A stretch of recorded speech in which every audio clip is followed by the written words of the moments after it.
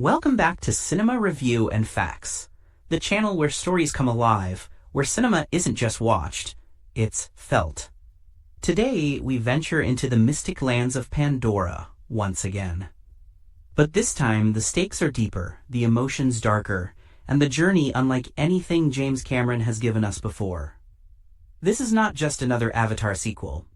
This is Avatar: Fire and Ash, a tale where survival bleeds into sacrifice, and love is tested in the shadows of war. Grab your heart and hold on, because we're going into the fire. Set years after the events of The Way of Water, Fire and Ash unfolds in a time of deep unrest. The Na'vi aren't just defending their lands anymore, they're defending the memory of those they've lost. Jake Sully, now a father hardened by grief and duty, finds himself confronting not only external invaders, but the internal fire of guilt, the ash of decisions he can't undo. His bond with Neytiri has evolved. Once defined by passion and rebellion, now it's strained under the weight of silence and survival. Their son, Loak, steps into a larger role, a symbol of both hope and recklessness. But perhaps the most haunting arc is that of Kiri, the child born from Grace's avatar body, who starts hearing voices, feeling things no one else can. Her spiritual connection with Aiwa takes a terrifying new turn, one that might unravel Pandora itself. The film delicately balances mythology with mortality. The fire is both literal, as the RDA returns with scorched earth tactics, and metaphorical, burning away what was once pure and peaceful. And in the ash, the question remains, what's left of a family when everything they fought for begins to die? James Cameron returns with not just bigger set pieces, but deeper emotional storytelling. The visual effects? Yes, they're breathtaking. Bioluminescent forests bathed in flickers of flame. Ash falling like snow in slow motion. Underwater temples now cracked and burning. But it's the emotional silence that makes this film haunting. Long pauses between characters, glances that say more than monologues. It's a masterclass in restrained direction. The score, composed by Simon Franklin, replaces the wonder of discovery with the ache of loss. Violin strings tremble like grieving voices, while tribal drums echo the rage of a people pushed to their limits. Made with a staggering budget of $460 million, Avatar: Fire and Ash is one of the most expensive films ever created, but also one of the most emotionally ambitious. And it paid off.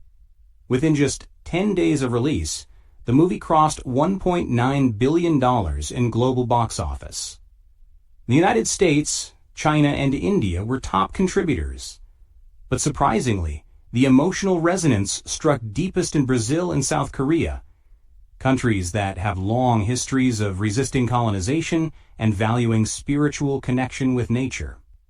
Currently, Avatar: Fire and Ash is available for streaming on Netflix, where it debuted as the #1 film in over 70 countries within the first 48 hours. There's a moment in the film, one that stays with you. Jake, sitting alone in the ruins of his home, holding a piece of burned wood from a tree his daughter used to climb. No dialogue, no music, just breath, breaking.